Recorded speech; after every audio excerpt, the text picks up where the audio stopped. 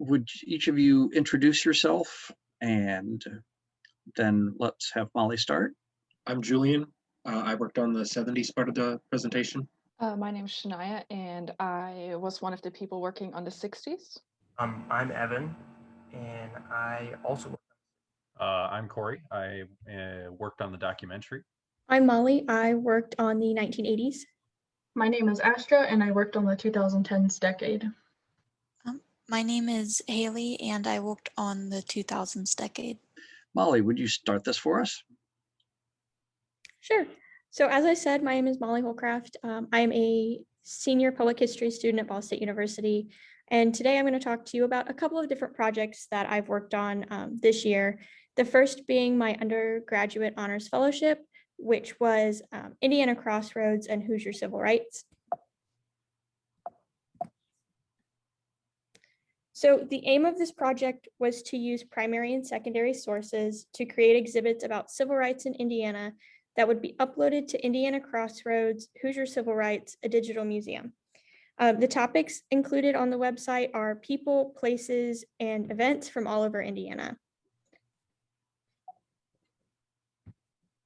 This semester, I created and uploaded a total of 8 exhibits, most of which were places because of my background in historic preservation. These places range from one-room schoolhouses to the Grant County Jail. This is just an image of the homepage. The digital museum was funded by the National Park Service and is housed on a Ball State website.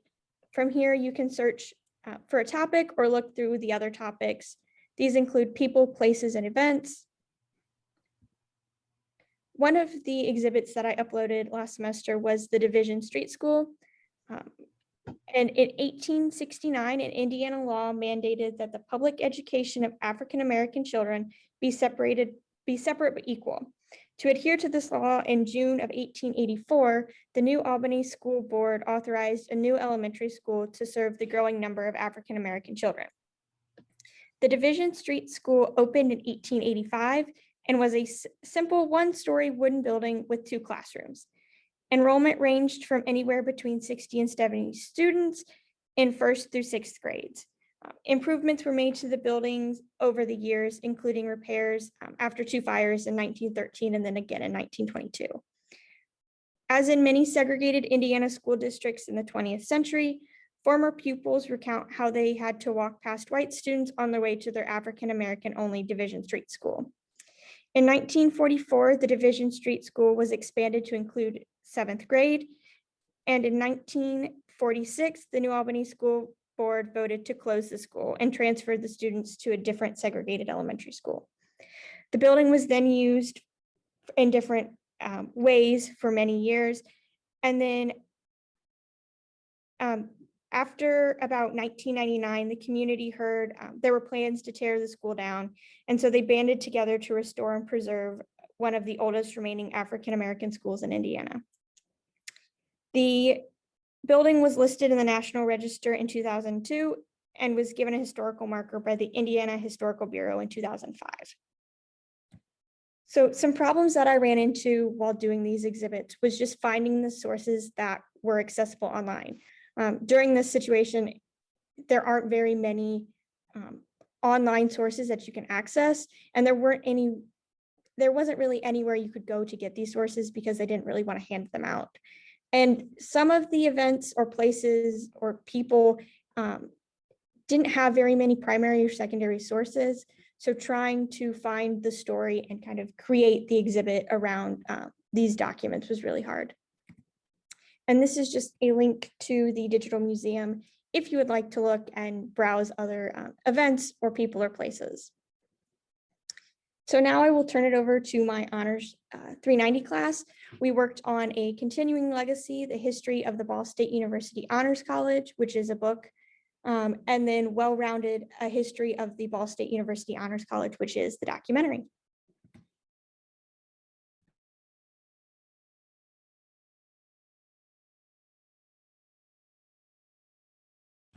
Sorry, I was muted.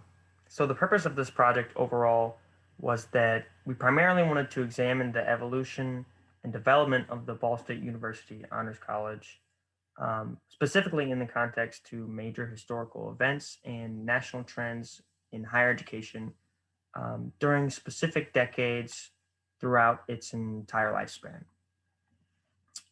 The Honors 390 course that we all enrolled in which we worked on this project together, the goal of that was to explore the history of the Honors College at Ball State University from its inception to its current standing within the university.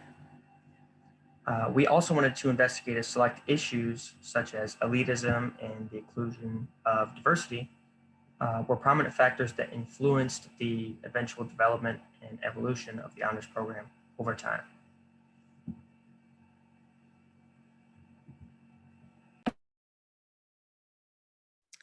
So next I'll talk about some of the methods that we use to create our chapters. This is just a couple of images of the boxes that we pulled out of the Burkhart basement that had documents from mostly the 1980s that were used in the chapters. So along with these documents, we primarily used the Honors College Oral History Project that was created in 2019. With that source, this is where we found most of our research in the beginning, and this is where we kind of knew what sources we needed to be looking for and what documents we needed to tell the story. The Ball State Archives was very helpful in this project. We weren't able to actually get our hands on some of the documents, so they would scan in the documents that we needed and email them to us. We also used the John Lee thesis from 1980. John Lee was an honor college graduate who did a thesis of the early honors college, and so he had some information that we couldn't find anywhere else. Another student also used some documents from Jim Ruble, who was a dean of the honors college, and these documents they just found in Dean Emmerich's file cabinet.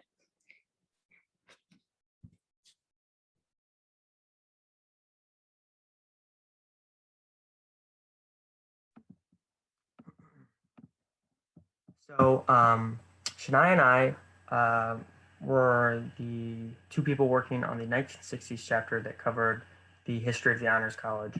And it's the second chapter of the book, and it corresponds to the 1960s and primarily describes the humble beginnings of the honors program at Ball State.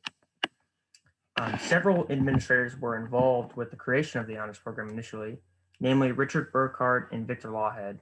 And these two initially faced a lot of resistance when trying to implement the program at Ball State Teachers College in 1959-1960. Some faculty members at the college at that time expressed concerns that the honors program was elitist in nature, and it would ultimately divide the honor students from the non-honor students. However, these worries would eventually fade as the faculty members opposed grew accustomed to the program's presence on campus.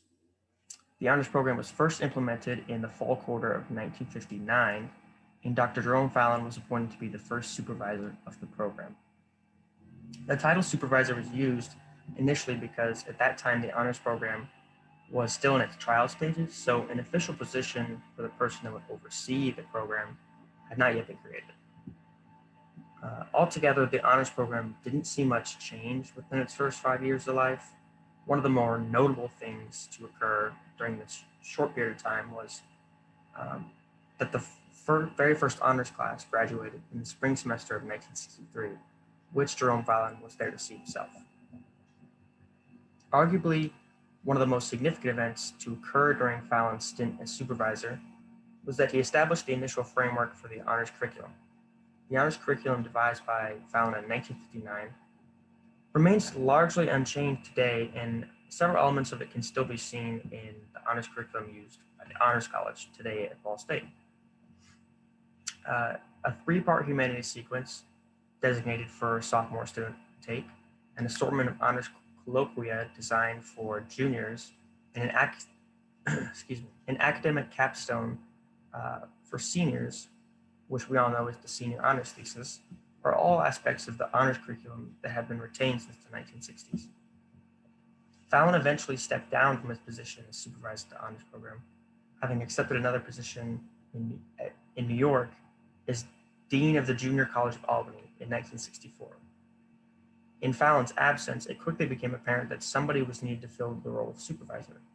And Victor Lawhead came to the rescue here, recognizing this problem, and he willingly stepped in to take his place. That same year, the Faculty Senate held a meeting to vote upon whether Ball State Teachers College should be officially recognized as a university. The majority of the Senate voted in favor of this transition, and in 1965, the Indiana General Assembly subsequently changed or renamed Ball State to Ball State University. One thing that could be seen after the renaming of Ball State was that enrollment numbers increased dramatically in the years following the switch to the university. And a corresponding rise could also be seen in the number of students enrolling in the honors program. Lawhead held the position of supervisor of the honors program from 1964 to 1967, and despite only holding it for a few short years, he was able to instill some pretty notable change within honors education. Probably the most important contribution Lawhead made during his time as supervisor to the honors program was his organization of the Student Advisory Council. In 1965, Lawhead formally announced his plan to organize an honor student advisory council to be composed of 12 students, each of which consisted of 3 honor students from each grade. The Student Advisory Council was actually a pretty important factor that contributed to the growth of the honors program throughout the 1960s. It allowed honor students to participate more in the student governing process, and it helped spread awareness of the honors program via word of mouth. In paraphrasing the words of Victor Lawhead, the underlying purpose of the Honor Student Advisory Council was to introduce the honors program to the rest of the student body, and the council ultimately played a huge role in increasing the number of students interested in the program. So then moving on to 1967, which is when Victor Lawhead resigned as supervisor of the honors program, and Alexander McGibbon took over. And there were 2 major changes that took place during McGibbon's administration that I'm going to talk about. And the first one is that Dr. McGibbon actually became the first person ever to hold the title of director of the honors program. So before him, they were always called just supervisors, but he became the first director of the honors program. And the other main change that happened during his administration was that the university purchased the first ever honors house, which you can see a picture of if you move on to the next slide, Molly, please. Okay, so although this is technically known as the first honors house, it's important to note that this house was actually not solely bought for the honors program or McGibbon. It was actually mainly bought for John Emmons, who was president at the time, or like president of the university. And in 1968, McGibbon knew that John Emmons was planning on retiring from his position as president of Ball State. But he would still need somewhere to stay, so local to stay, to continue his consulting work.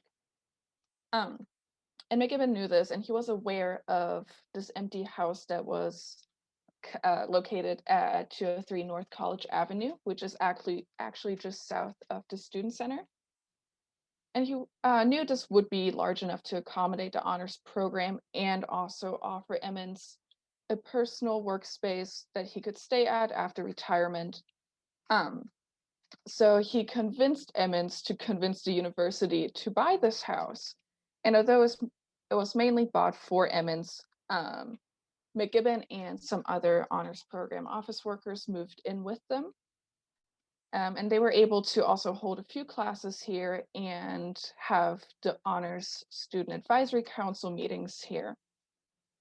So the reason this is so important is this was the first actual physical place where the honors program could be a tangible and independent entity on campus. So it just really allowed them to take those first steps to gaining more visibility and more independence on the Ball State campus.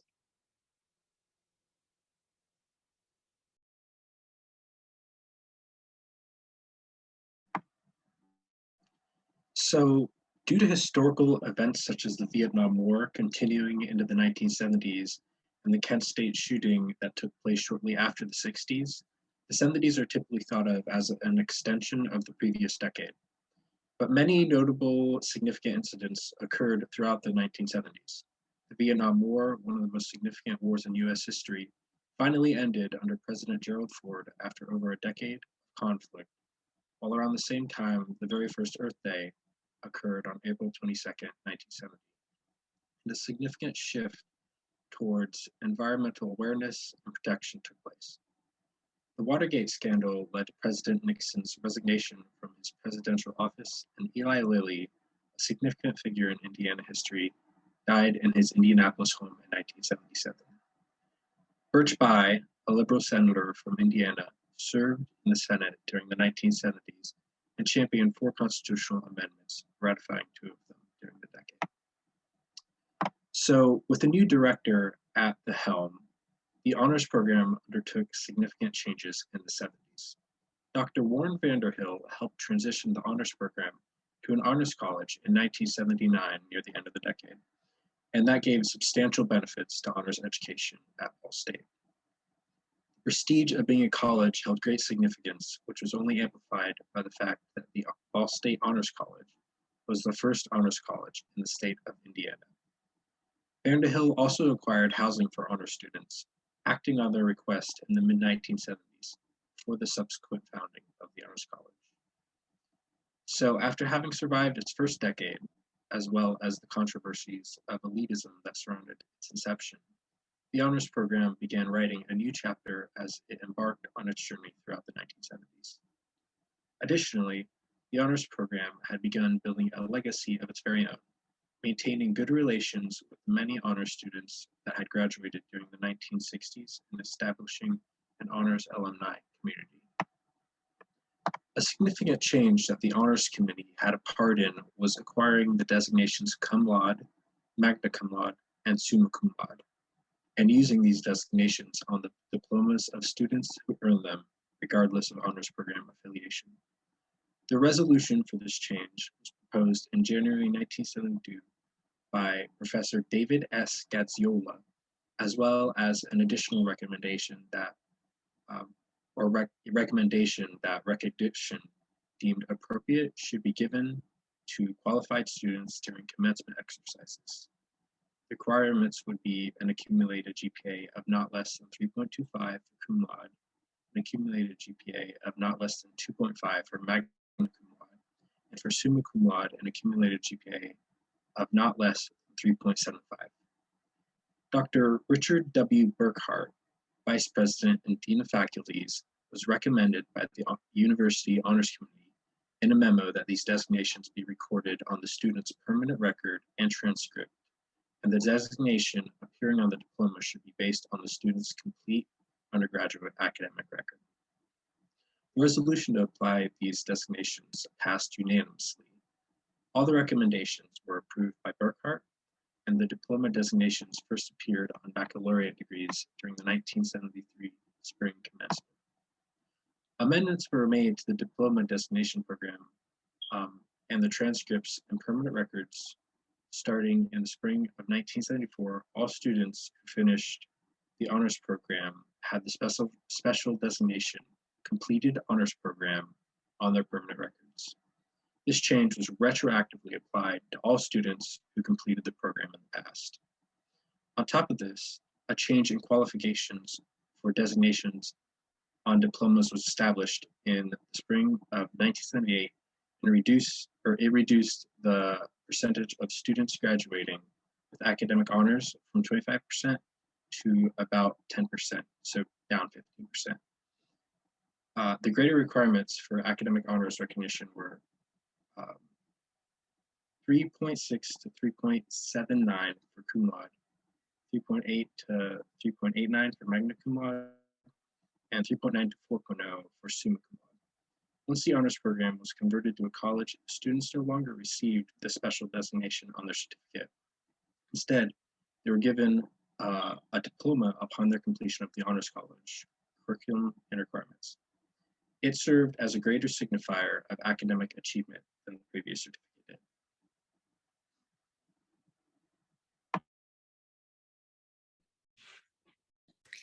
From 1970 to the mid-1980s, Ball State's Honors College was in a period of growth and transition, and it saw internal changes and other effects by outside forces.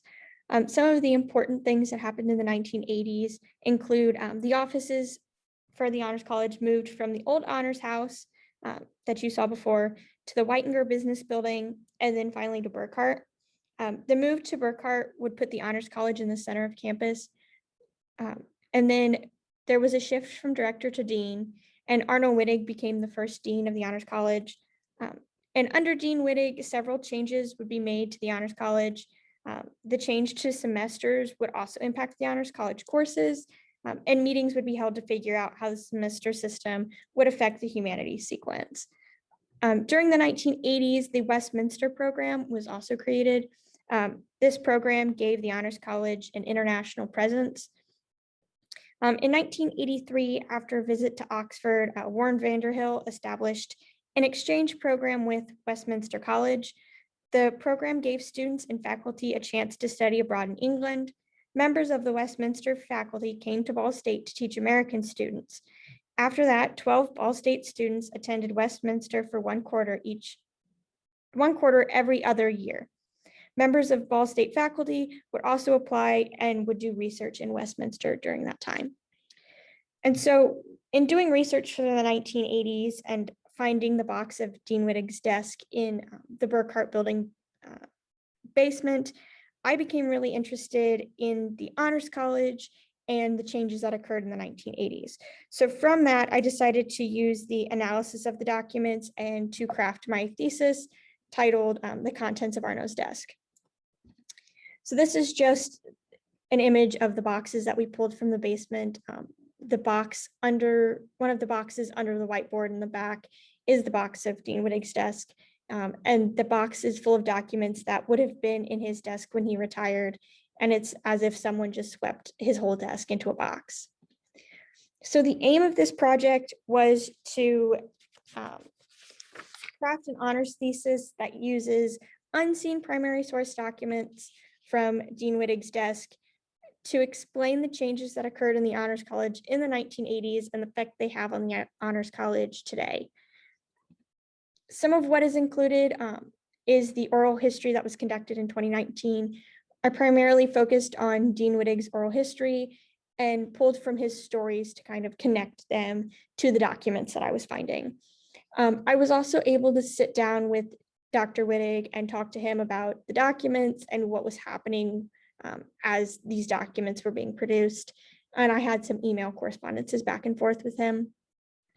Some other important documents were some annual reports, some planning documents, which just planned out the changes that were going to be happening to Honors College courses or instructors or any part of the Honors College.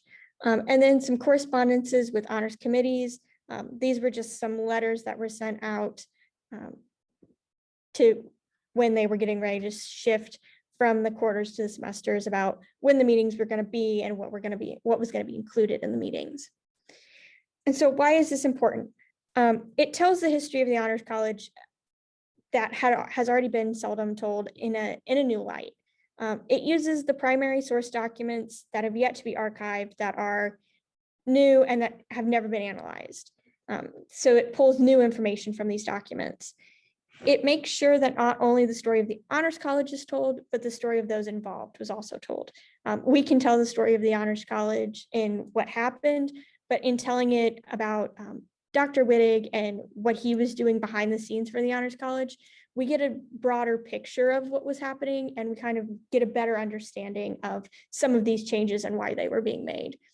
And it also uses the documents and spoken word instead of relying on spoken word. It allows us to use the documents to prove points that were being said by Dr. Wittig or someone in the Honors College. And it just kind of gives it that validity of what was being said.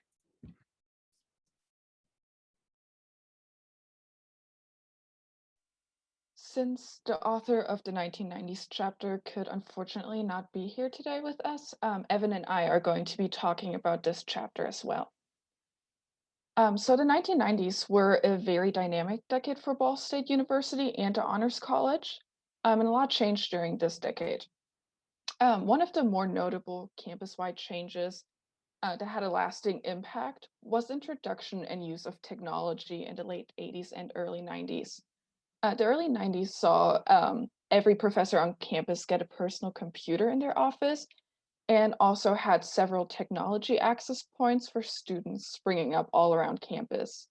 The increased use of technology allowed Ball State to remain a large academic competitor to other comparable schools. And John Worthen, the president of the university in the 90s, was actually noted to say that he believes his aggressiveness with respect to using technology was one of the three most noteworthy and important accomplishments of his administration. And then another important event that took place in the 90s was that Ball State actually broke some personal glass ceilings for women. Ball State hired more women in the early to mid 1990s than it had before. One example of this is that in 1991, the Ball State Chemistry Department hired their first female chemistry professor, which was Dr. Patricia Lang. And Dr. Lang actually attended Ball State as an undergraduate, and she stated that she was able to find her love for chemistry through an honors fellowship that she completed at Ball State.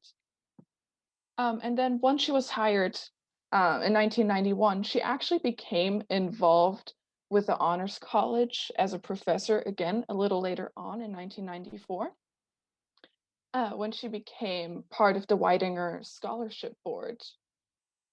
So that's the story of Dr. Patricia Lang, or at least a short one. And then another woman that made history at Ball State is Andrea Sager. And she was actually appointed as Ball State's first female athletic director. And at the time, she was only one of 4 female NCAA Division I athletic directors.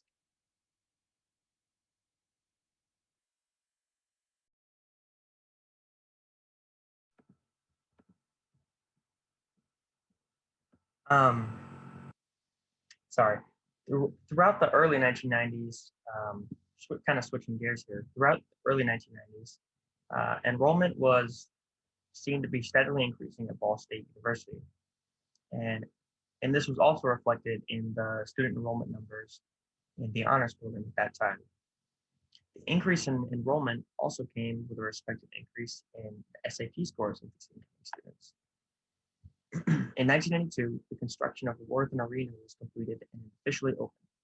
The building was named after John Worthen for his outstanding contributions to the university during his time as president of Ball State.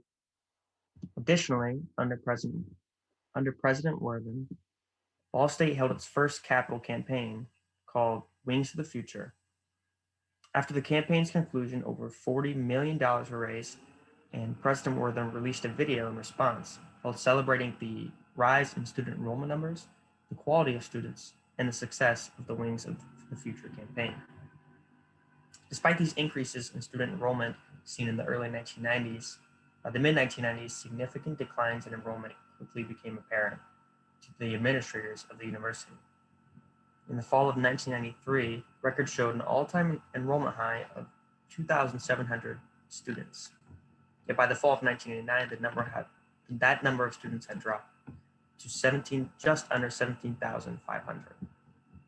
Administrators at Ball State University were thus faced with a pretty difficult dilemma, because without that steady enrollment, the adequate funding that they needed would not be readily available.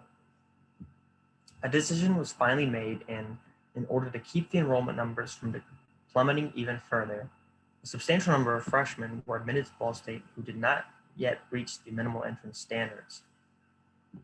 Ball State faced a lot of difficulty in this time, as the university was forced, against its preference, to admit weaker students who would not qualify under normal circumstances.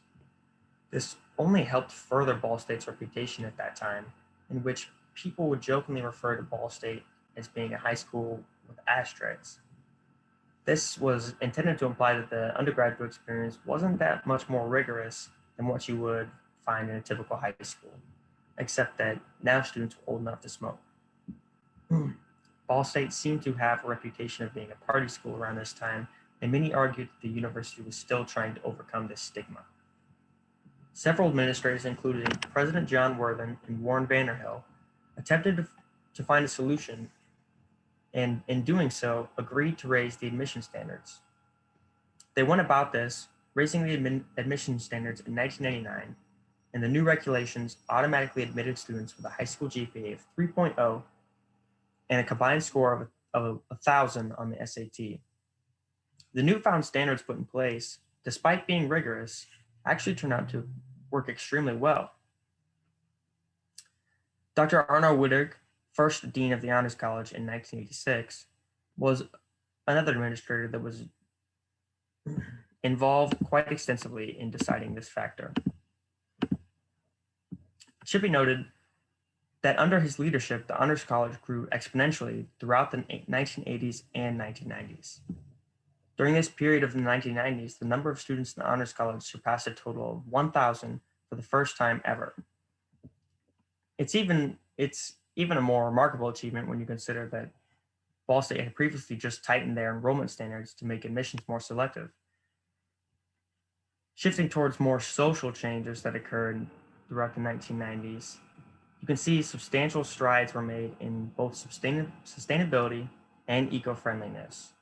Both Ball State University and the Honors College participated in sustainability efforts to limit waste, such as being involved in recycling programs, and they also attempted to spread awareness to their students to protect both the environment and the campus itself. A majority of these changes seem to arise after President Bush signed the Clean Air Act in 1990. Ball State went on to create the Council on the Environment, or COTE as acronym, and it was eventually created in early 2001. Furthermore, Ball State was involved in signing the Tayloris Declaration in 1999, and this declaration was a commitment to environmental sustainability in higher education.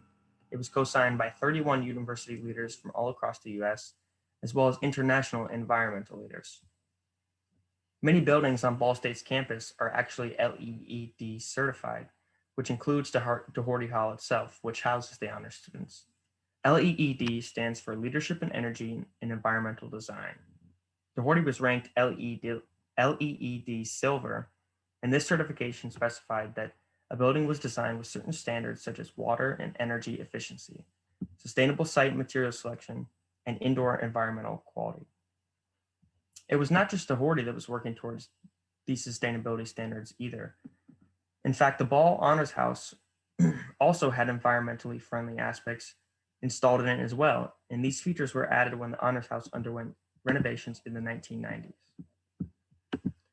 Closing out the 1990s, the Ball State and the Honors College made great strides in accessibility for disabled students after President Bush signed the Disability Services Act in 1992.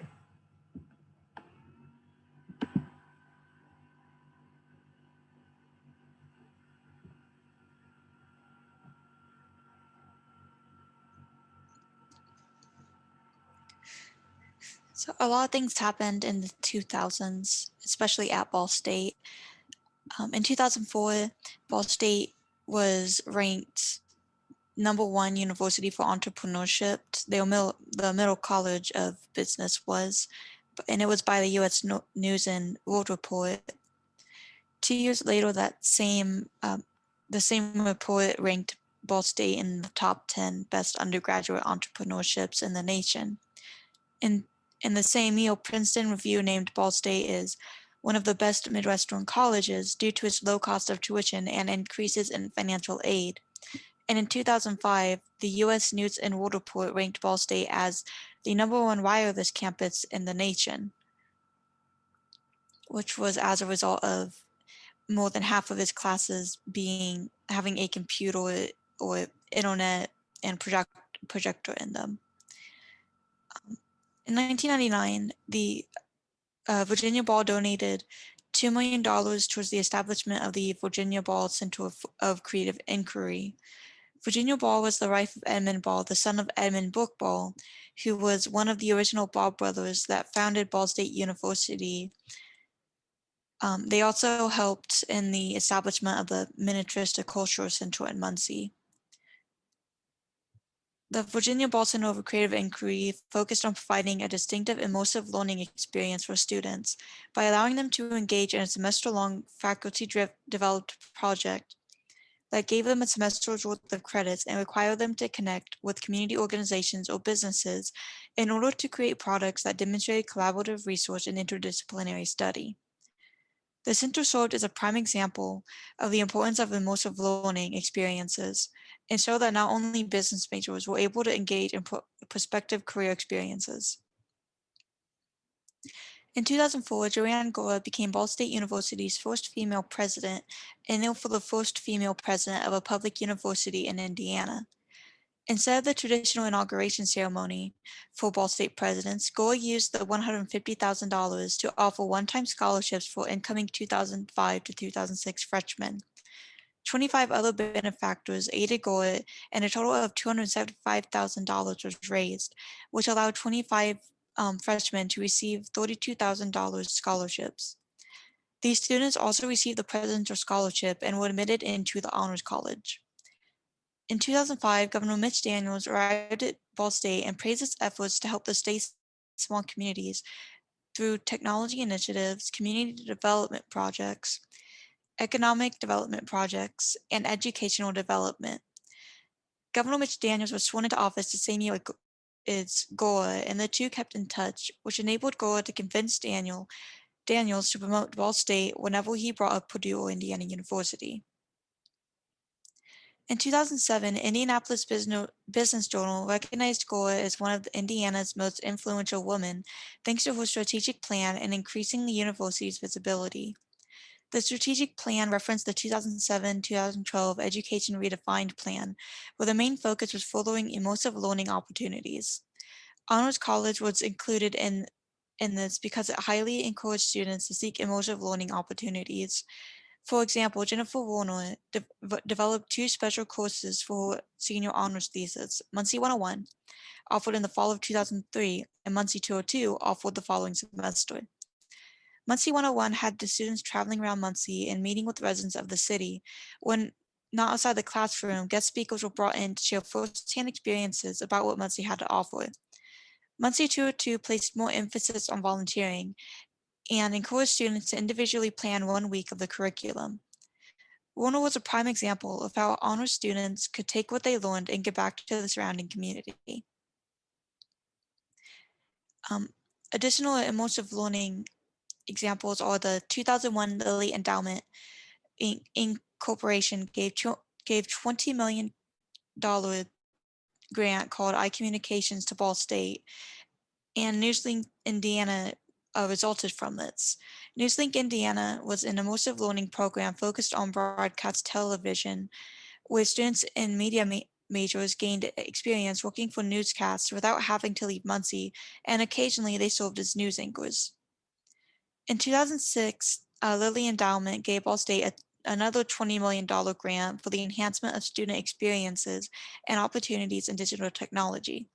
It paid for the creation of 3 new immersive learning institutions, and the immersive environments and connection to industry through professional partners made Ball State's use of the grant unique to previous Lilly Endowment recipients. In the fall of 2000, James Ruble became the Ball State University Honors College's 3rd dean, where he stayed until his death in 2016. He replaced the interim dean, Honor Riddick, who stepped into the position following the unfortunate death of Bruce Meyer in 1998. Ruble was the first and only person chosen as the dean that was not already a Ball State faculty member. This allowed Ruble to offer a fresh perspective, a willingness to challenge not knowing the history of what had been done before, and a flexibility and unconcern about procedures fairly well established from the past. Ruble was a member of the National Collegiate Honors Council Board, where he served as president from 2014 to 2015. He pushed for student involvement in classes and also encouraged professors to try to sustain and continue their strengths and their center while adapting to a new era, new challenges, new responsibilities, and new expectations. As a result of his encouragement that professors teach in their own unique ways to provide vital experiences for their students, the Honors College thrived and continued to offer experiences available only to honors students, which further enhanced education enrichment and promised a rise in prospective students. Ruble successfully managed to develop his own faculty line, knowing that the Honors College desperately needed professors that worked there full-time, not at other departments or colleges. Having faculty lines exclusively under his control allowed Ruble to not have to beg other department chairs and deans to loan him faculty. Two of the first full-time honors-only professors were Timothy Borg and Jason Powell. Borg teaches classes in a non-traditional manner, placing special emphasis on student engagement, and Powell arrived at Ball State in 2008 after Borg heavily pushed for Ruble to consider him as another full-time professor. In 2008, Ruble revealed that the headquarters of the Honors College would be moving from the end of campus to a more centralized location, and honors students would also transition from the same location into a newly renovated Doherty complex. The move meant that the Honors College would be in the periphery of other faculty and students on campus instead of pushed off to the side. Borg summarized the overall sentiment when he remarked that the new location of the Honors College from the basement of a residence hall to a nice home in the center of campus on one of the two main streets indicated visually the importance of the Honors College at Ball State. In 2009, the Honors College moved into the old house of Ed and Virginia Ball after the house was extensively renovated. The move provided better access to classes for honors students. Dean Ruble was a major advocate for renovating Ed and Virginia Ball's house and considered doing so a central element into moving in Ball State's mainstream. The idea to renovate the house and turn it into the Honors College headquarters arose from a luncheon conversation that Dean Ruble and President Gore attended in summer of 2006. At the luncheon, Ball State Vice President Tom Kinghorn commented that the house should be converted to house offices for the Honors College, which Ruble considered and sent an email regarding what Kinghorn suggested to President Gore promptly after the luncheon. The cost for the renovation ended up amounting to about $1.2 million, and a number of benefactors lined up to support the Honors House project, a notable one being the Edmund F. and Virginia B. Ball Foundation that granted $1 million with the requirement that Ball State raise the $250,000 on top of it. In order to fill this requirement, local businessman and benefactor of the Honors College, Stephen S. Anderson, chaired the campaign of raising the additional funds, and he was able to get more than 40 businesses and individuals to raise over $350,000. Making the Honors College resemble a home allowed for students and faculty to converse amongst each other in a relaxed setting, which was something unique to the Honors College at Ball State. Those in charge of the Honors House renovations chose to use Arc Design of Indianapolis because it met all the requirements, and many of the architects in the firm were graduates of Ball State. The three architects that worked on the project were all Ball State alumni: Mike Ingdelow, Andy Hine, and Mark Strange. In 2007, the David Letterman Communication and Media Building opened, and that cost around $21 million to build. Gore declared that the building would be named after David Letterman, one of Ball State's most famous alumni, who made frequent on-air references to his alma mater and constantly supported students like himself who aspired for careers in radio and television. In 2009, Ball State began a $66 million geothermal energy project expected to save the university $3 million a year and reduce around 80,000 tons of greenhouse gas emissions per year. This was one of the many eco-friendly projects that Ball State underwent. Another one being like the constant trying to use like recycle things.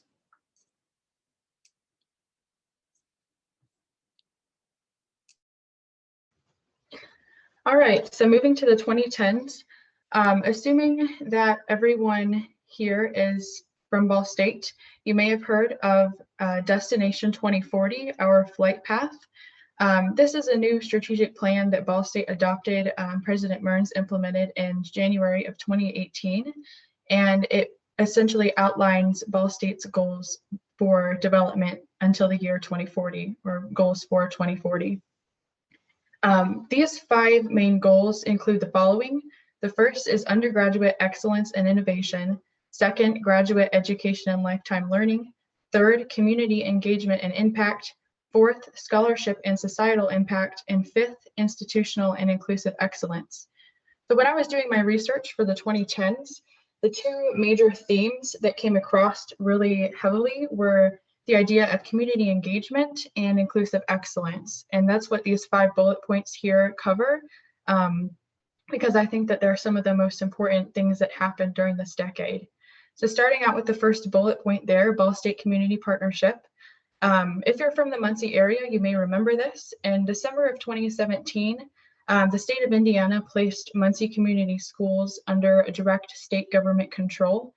And in response to this, President Mearns presented a plan to the Indiana legislature advocating that basically Ball State oversee the Muncie Community School System. And I have a quote here that I included in my paper I'd like to read. This is President Mearns. Ball State is uniquely qualified to assume this important responsibility because for 100 years, we have been preparing outstanding teachers and innovative academic leaders, and we already have a deep relationship with Muncie Community Schools. So after he presented this plan to the legislature, about 6 months later, the General Assembly did grant Ball State's oversight of Muncie Community Schools. And this is important because Ball State was the first university in Indiana to oversee a public school district. And of course, this serves as a model of innovative education throughout the state and throughout the nation. And after this oversight of Muncie Community Schools, faculty and staff of the school system were offered professional development sessions. The starting salary of teachers was increased. And in my research, I did find quotes from staff of Muncie Community Schools, and most of them really appreciated the oversight and, saying we trust Ball State, and had a good sentiment about it. The second, so that first thing I just talked about really emphasizes the community engagement theme or concept. And the second one is more related to the idea of inclusive excellence. So Ball State became test optional in August of 2019. And what that means is when students submit their application for admission, they have to include a SAT and or ACT score that will help determine whether or not they're admitted to the university. And before this was implemented, that was a requirement. But after this optional policy was implemented, students get to choose if they submit their score or not. And of course, this changes, admissions requirements profoundly for some students. So this is also important because Ball State, again, was the first and the largest 4-year public university in Indiana to adopt this test optional policy. So the major concept behind implementing this policy was making Ball State more accessible and attractive to students across the whole state, and emphasizing the idea that maybe standardized testing is not always the best indicator of a student's potential for college success. So this is kind of geared towards limiting barriers, lowering barriers to admissions, kind of tying back again to the idea of inclusive excellence. So those are two examples of how Ball State as an institution engages in community engagement and inclusive excellence, and then focusing on the Honors Peer Mentor and Honors College exclusively, we have 3 bullet points that I'm going to talk about. The Honors Peer Mentor program is a program of the Honors College. It's very well acclaimed across the state. It's very well known and very well set up. It actually was established in 2002, but Dr. Lori Lindbergh was really the person who's been in charge of it for most of its existence, and she left Ball State in early 2018. So the reason I included this here, Dr. Lindbergh made changes to the program that really tied back to community engagement. So at the beginning, when the program was first established, students that were freshmen who were enrolling in the Peer Mentor program, they were only required to do 3 activities of their choice. And Dr. Lindbergh made a requirement specifically for community engagement. So students had to start participating in community service, whether that was at a local school or whatever it may be. a food service or something of that sort. So she kind of implemented that idea of community engagement and volunteer service. And then the Honors Association for Community Engagement is the Honors College's newest student organization. It was approved in April of 2019. And I will also read a quote from them. So they seek to provide opportunities for one-time and regular volunteering events, foster spaces for discussion between Ball State University honors students and the Muncie community, and encourage engagement between students and the Muncie community, end quote. So this organization introduces students, especially who are not Muncie natives, to the community and emphasizes community service. They can volunteer at places like gardens and community centers and schools. And membership is somewhat strict. New members have to sign a statement pledging to participate in the organization's events, to complete 10 service hours per semester, and to attend all of the meetings.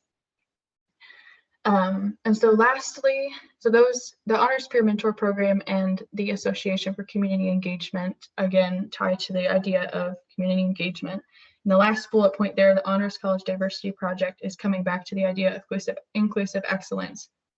So Ball State, in I think 2017 or 2018, asked all of the individual colleges and departments to develop a strategic plan for inclusive excellence. And the Honors College was the first of all of them to come up with their own individual plan. So 2 faculty members from the Honors College and a handful of students helped develop the project and wrote up a plan. And the plan has 5 focus areas. I'll give one example. So the first focus area is student recruitment and retention. And basically the aim is to get the Honors College to be more diverse, both in its student body and in what it offers to students. For example, 12% of Honors College students identified as non-white in fall of 2018, as opposed to 19% of students across the entire Ball State campus who identified as non-white. So the goal of the Honors College Diversity Project is to get equal levels of diversity in the Honors College, equal to Ball State as a whole. So getting more diverse numbers that will pretty much be equal to the university numbers.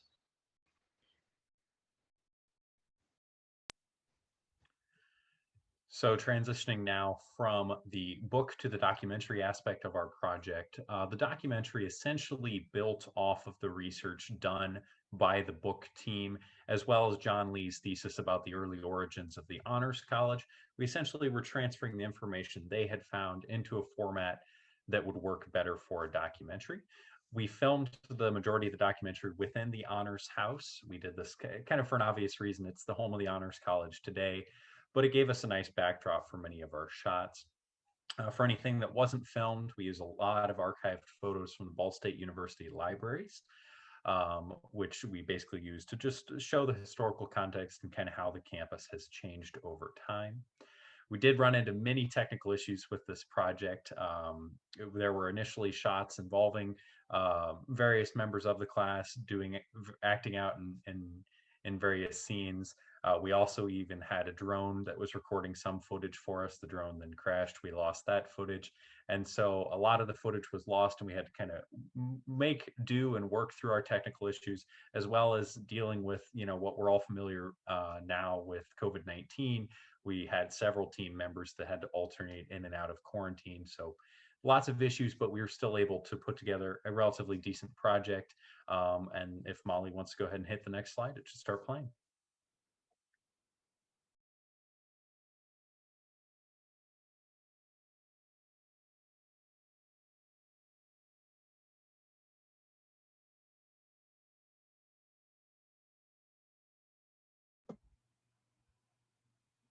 We don't seem to have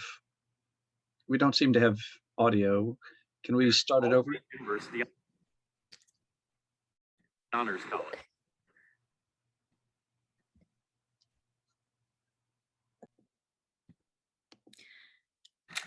looks like a bandwidth issue. I wonder if everyone else turns off their video, if that'll give us enough bandwidth.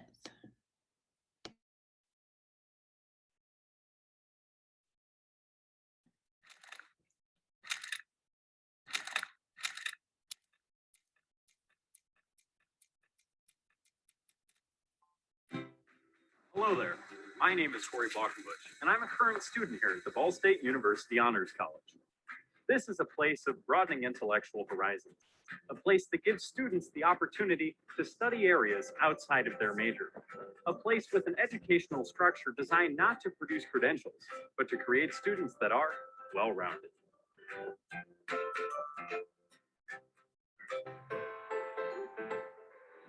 Welcome inside the Ball Honors House. The first person I'd like for you to meet is the man that started it all, the first director of the Ball State Honors Program. Here in this seating room is where we'll meet Jerome Fallon. But first, we need a little context.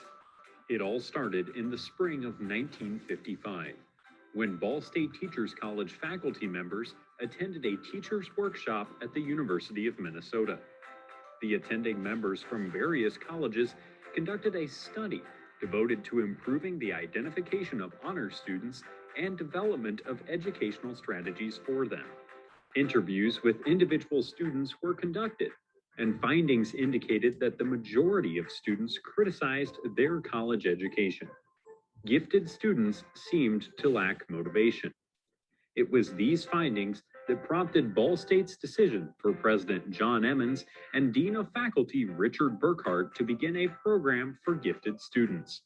The two had been discussing developing a program of this nature for some time, but resistance within the university deterred them. Equality was a major goal of Ball State University at the time. Many faculty members feared establishing an honors program would be a step away from this mission. Opponents of the idea thought the program would deny non-honor students the education they deserved.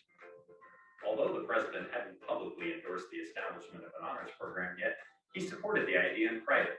Emmons was proud of the university's. Hold on 1 second.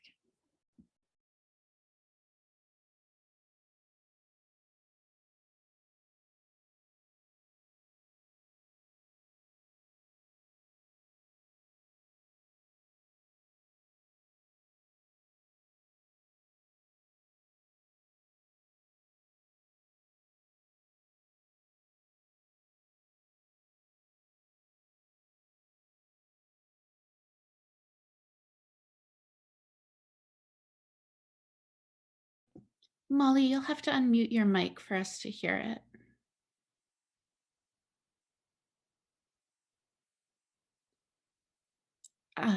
Your Zoom. Yeah, there you go.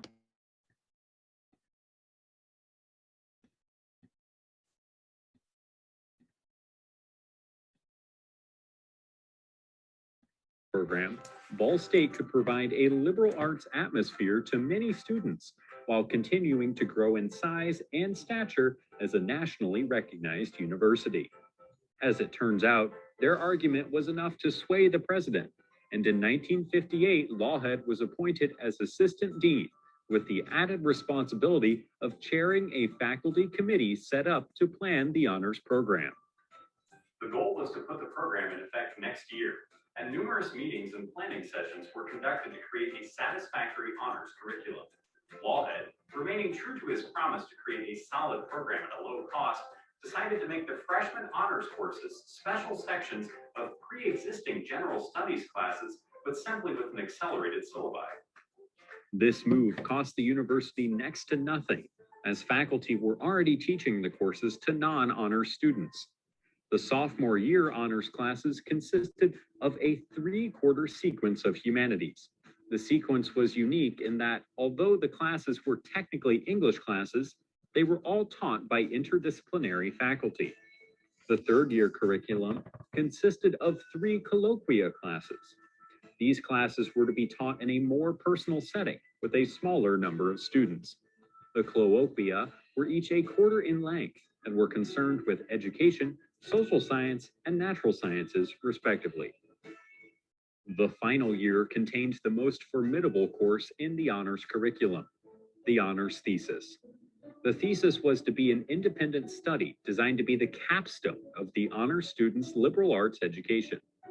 With a completed curriculum, the next task lay in the recruitment and selection of the first honors students at Ball State. Through high school records and entrance examinations, students were chosen by their high scores to participate in the honors program. A qualifying student had the option of accepting or declining admission to the program. Since Ball State was still a teacher's college, the first group of students was largely composed of education majors. Of the 90 students selected to participate in the initial program, 30 were elementary education majors, 30 were secondary education majors, and 30 were students from other majors offered by Ball State.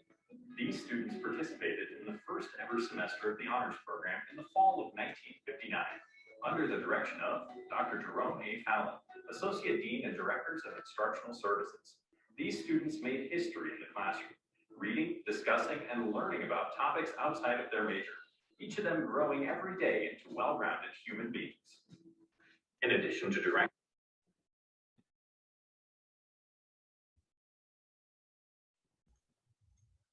Alrighty, thank you, Molly. And something I should have mentioned before, those illustrations and animations you saw were done by Sarah, who was another member of our documentary team. So that was one of our other visual aspects. We hope to have a public screening soon. The formatting of that and the timing of that is all to be determined, but we will certainly advertise it when that is decided. We also hope to perhaps screen this documentary on the local PBS station, which again, that is still in the works. And so we'll be passing along details when they become available.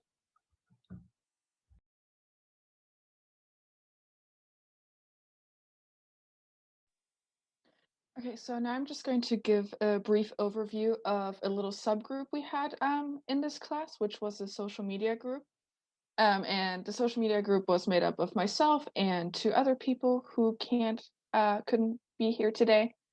And we were just kind of in charge of our social media platforms, and we were aiming to spread awareness about both the book and documentary, and to connect with some of the other Ball State organizations so they could spread the word too. And there's a picture here, and that's just a flyer that we spread around campus in case you've seen any. And on there, and also on a slide, you can see our Twitter handle and Instagram in case you do want to follow us.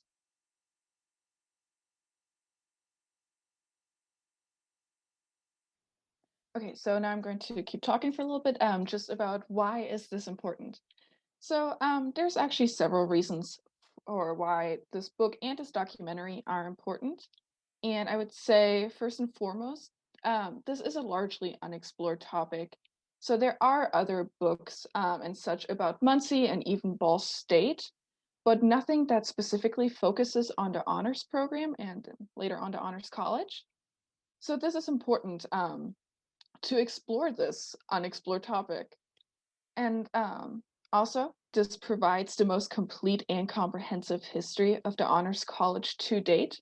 We do have the John Lee thesis, but that was written in the 80s.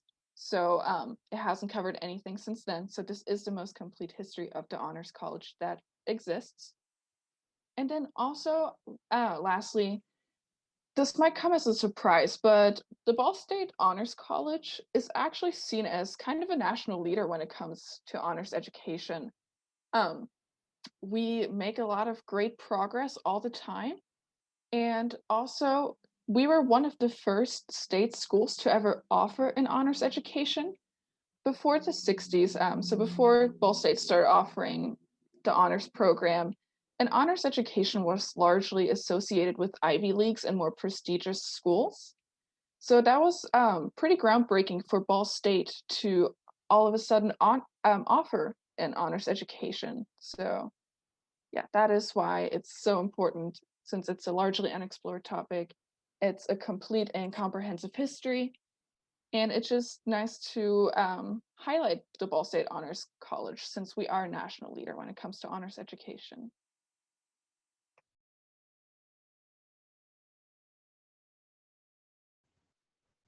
So some of the pitfalls that we experienced as a group As Cory mentioned earlier, especially for the documentary team, student absences due to quarantining was an issue. So if they were planning to film on a certain day, but then someone had to quarantine and wait 2 weeks, that was definitely something that we ran into. Also, and I wasn't on the documentary team, so I can only speak to a certain extent, but they had to use equipment, sound equipment, cameras, and a lot of technical gear like that. So I think that it had to be either rented out or checked out from a certain studio or place, and having that for a limited amount of time was probably a little bit of a hindrance as well. Limited access to sources. So I didn't really have an issue with this, but some of my classmates, I remember finding newspaper articles. If they were searching for articles, sometimes it required a subscription, or you know, you can only see a limited number. So that was a little bit of an issue. And also due to COVID, and I think Molly brought this up earlier in the presentation, but a lot of the sources had to be scanned and sent to us versus us actually being able to go to the library and see the physical copies. It was more, we had to get electronic versions of them. Lack of sources. So I put that in there because for me, when I wrote the 2010s chapter, I didn't have any trouble finding like national or state or even Ball State context. But when it came to the Honors College specifically, there was a little bit of a lack of written sources that were archived and kept somewhere. It was really just anything that I could get my hands on, I was lucky to find. So that was a little bit of an issue for me. For example, I talked earlier about the Honors College Peer Mentor Program. Almost no written literature exists about this. So when I went to write this portion of the chapter, reached out to Dr. Lori Lindbergh, who I also mentioned earlier, and we had about an hour-long conversation where I just did an informal oral interview with her and got the information that I needed to write that part of the chapter. So not an issue, but just required a little bit of extra legwork, if you will. And lastly, less communication after the end of the semester. I put that in there just because after the semester ended, of course, we're not meeting on a regular basis. We're not coming to the classroom and seeing each other face to face like we had been. So it's a little bit less coherent as to where we are in the publication process, where we are, you know, with whatever. So it's just a little bit less coherent. But overall, I think as a group, we overcame these pitfalls and did well working together.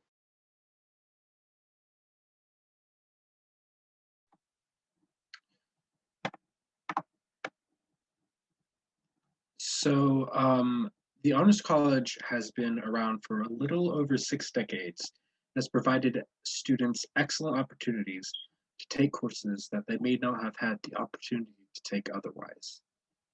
This gave them interesting, valuable, and unique experiences. Some of these opportunities came in the form of humanities classes. The Honors College experience was meant to expand students' horizons and provide further education, not just for earning additional credits. However, each decade had an issue that the Honors College had to explore and resolve, some of which you've heard from my classmates. Sometimes these enduring questions have been recycled from decade to decade and had to have been solved repeatedly. Each generation had to resolve the problems for themselves by finding answers that worked within their resources. Enrichment at the Ball State Honors College is a large part of the experience. Part of the enrichment experience was curriculum such as the Honors Symposium in Biology, which was a human bioethical decision-making course that filled the honors science requirement. The other part of the enrichment experience were the people the honors students worked with. For example, Bio 199 was taught by geneticist Dr. Thomas Merlin and bioethicist Dr. John Hendricks. These two professors made a reputation in human bioethical decision-making. Another example of people that provide that enriching environment would be Dr. Carroll. He was in the Department of Physiology and Health Science for many years and taught 2 popular colloquia. The first colloquia discussed the topic of death and dying, while the second was focused on human sexuality.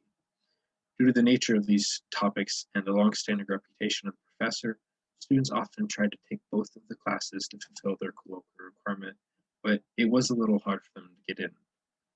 By using curriculum compaction, which means covering the basic content quickly with students who can move at a rapid pace, he was able to enrich the college experience for the students by leading them into new material that they would not have normally covered as an undergraduate student. And as kind of a final statement for me, I want to say that working on this project has been a wonderful experience, and I'm glad I got to be a part of it. Thank you very much. We now have time for some discussion. So one thing I thought we might start with was, how did the advisors shape your work?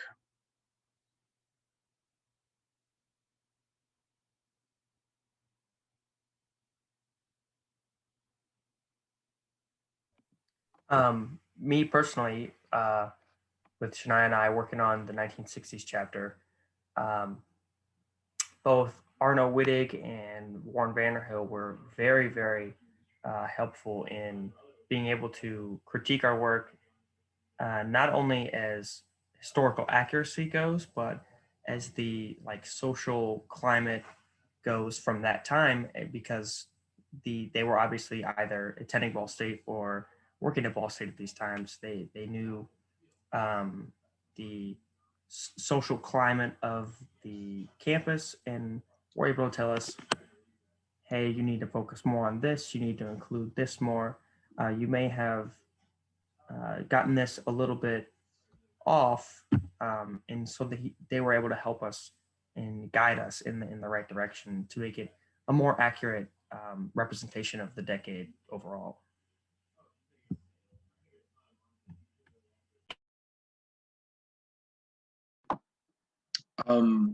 I think for me, the advisor who probably helped me the most was Vanderhill.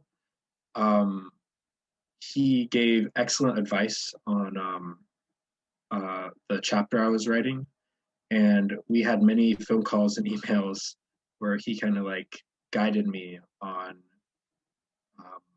kind of what went on back then, that sort of stuff.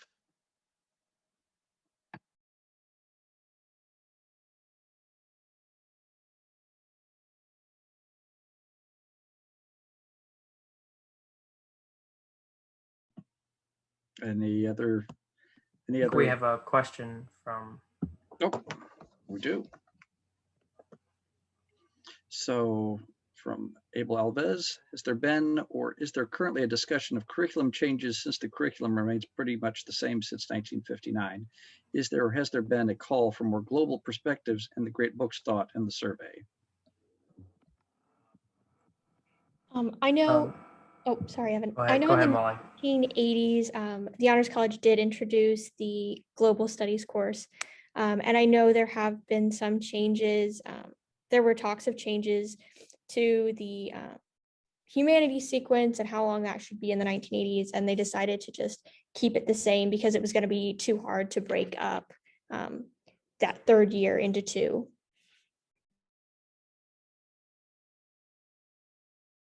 Additionally, I know there was a lot of controversy, especially when they changed over from the trimester system to the biannual semester system. It caused a little bit of confusion with the humanities sequence in terms of there were 3 parts, and now you can only knock out 2 of them in the same year. And I know there have been several teachers that have been calling for change to the humanities sequence in that aspect. Additionally, the great books that you mentioned have been inherent to the humanities sequence since its inception. Victor Law had studied at, or either worked at or studied at the University of Chicago in Illinois, and a program that was developed there by 2 gentlemen, which their names are slipping my mind at the moment. I think one of them was Mortimer Adler. They developed a program whereas they examined the great books of Western history over the ages, which includes any books from Homer and the Iliad, the Odyssey, and from there on throughout the generations and centuries. They would examine those books basically to give the students a more well-rounded intellectual mind overall. And so that's been pretty central to the humanities sequence. And for that reason, I don't think it has changed much because of that.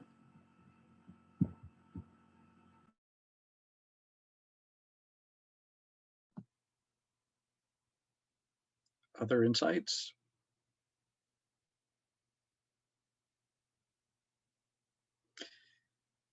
So if you could talk with anybody from the past, from the Ball State Honors College, who would you like to talk to? So I can answer this, assuming that it doesn't have to be faculty or anything, or students okay too. So I spent quite a bit of my time. So again, just a reminder, I wrote the 1960s. So I spent a lot of time writing about the context sections. So the social movements that were taking place during the 60s.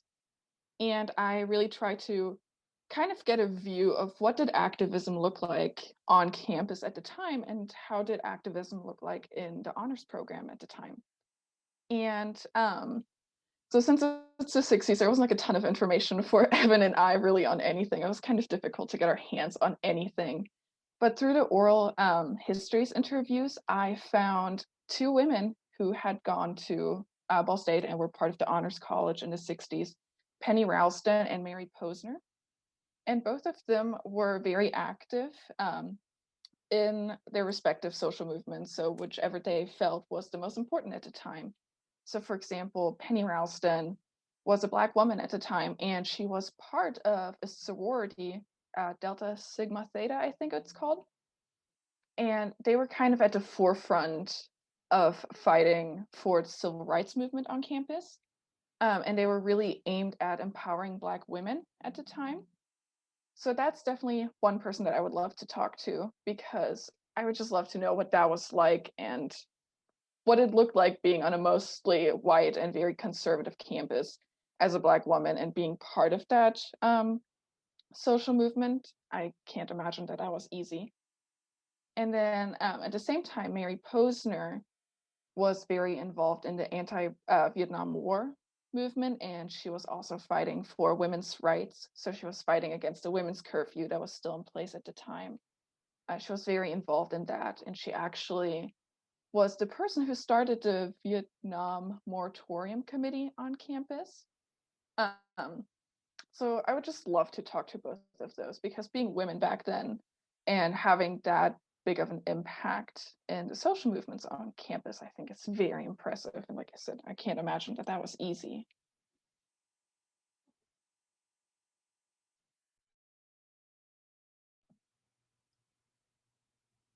April says thank you for your comments on the last question. Are there other people that you'd be interested in speaking with?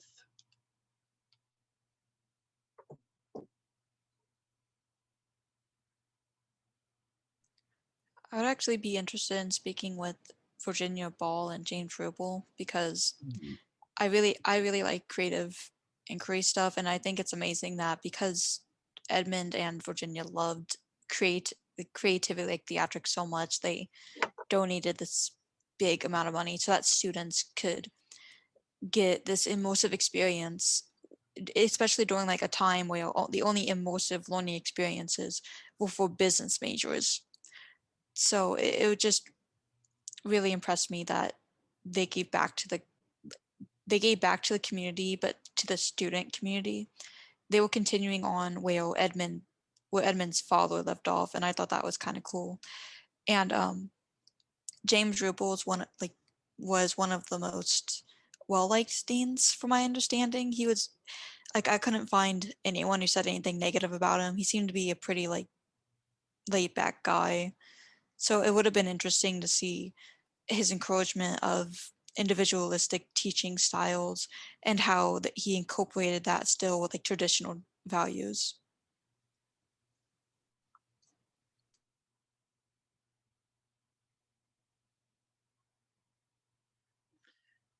It would have had to have happened just a few years before the oral history project, but I really wish we'd had access to an oral history from another oral history from Vic Lawhead. I think we could have got some very, very interesting stories about early Ball State from him.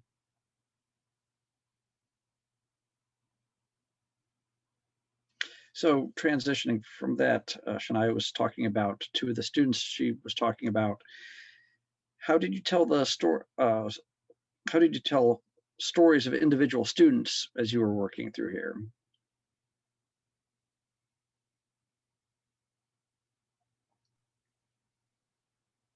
So I'll kind of talk again, I guess, a little bit. So at least for Evan and I think, again, one thing that really made it difficult to talk about anybody in particular, student or faculty, was that there wasn't a lot of information from the 60s. And sadly, a lot of people aren't alive anymore that were here in the 60s.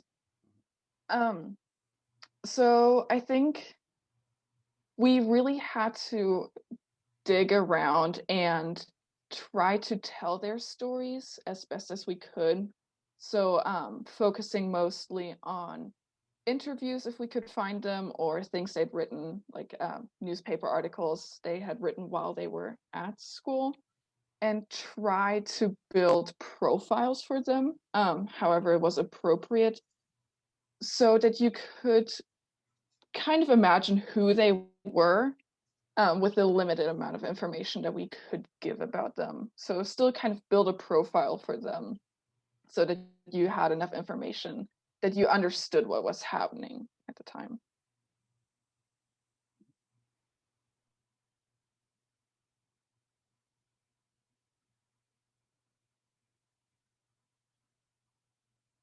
So going along with that, I was very concerned at the beginning of the project that we had a story about white guys, and I was really happy that you were able to dig in and find some other people out there. Can you talk about some of the other people that you found, the role of women in the different decades? We've talked about some of them obviously already.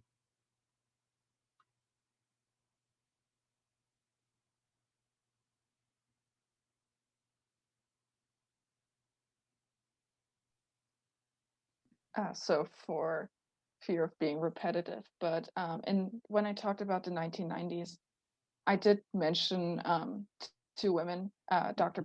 Patricia Lang and Andrea Sager, who kind of broke some glass ceilings at Ball State, at least, by being the first women to be hired into certain positions. And then it was a conscious effort on my part to try to talk about women in the 1960s chapter as well, being activists and such, because I thought it was important to pay attention to, like you said, not only the white guys that were in charge at the time. And I did talk about struggles that women were facing at the time in the 60s. So, for example, the curfew and stuff like that. And I did mention that, but I think I saw that in a lot of other chapters too, we tried to focus on other people, so women and people of color. And on my part, it was intentional because I wanted to show they were still there and they were still doing things. And it wasn't just like, oh, you have like all of this one group of people doing all of the things and then women are oppressed, what else is new? Because that's like not the entire story.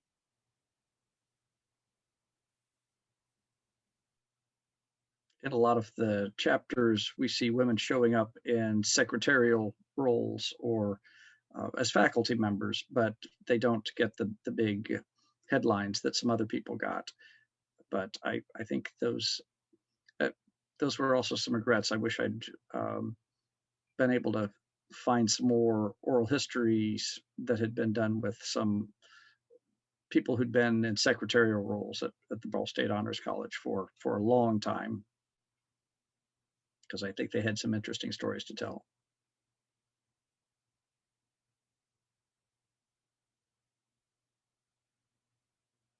So how did the oral history project impact your work? I know for me, the oral history project was where I kind of got my base information. And looking through some of them, you kind of saw what was happening during certain decades, and it kind of put me on the path to look for certain documents. I know I used quite a few quotes from the oral histories just because they were telling these stories that were important, but that if you didn't have them in the book, it'd be lacking these stories. And I know that those were really important for starting the research too.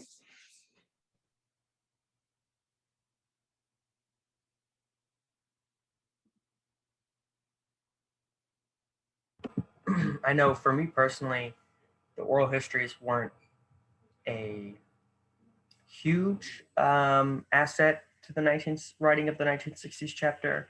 Obviously, and for certain figures and certain aspects of it, it was incredibly useful. But I know Shania definitely used several oral histories to really grab most of the information regarding Penny Ralston or I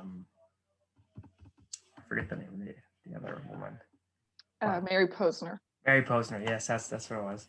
But I know for me personally, like a lot of information either came from John Lee's thesis, or you'd be surprised how much information is contained within the old editions of the Ball State Daily News. I mean, there's like a lot of events going on there. They talk about administrators leaving for here, new administrators coming in, the establishment of new programs.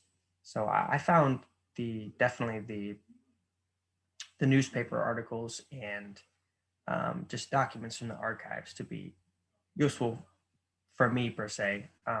But the oral histories were definitely like a pretty key asset to writing a lot of this manuscript, I feel like.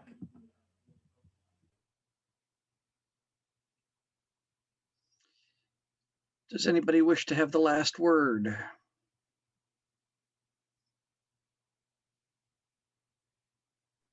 Molly, I think you should get it because you worked a lot on this.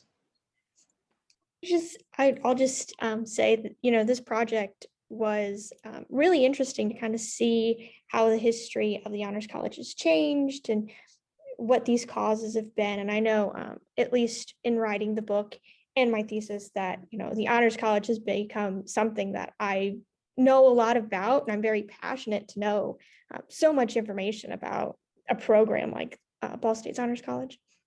Panel, excellent work. I was a little bit nervous when we were practicing last time, but you all came through very, very well. I'm very proud of you.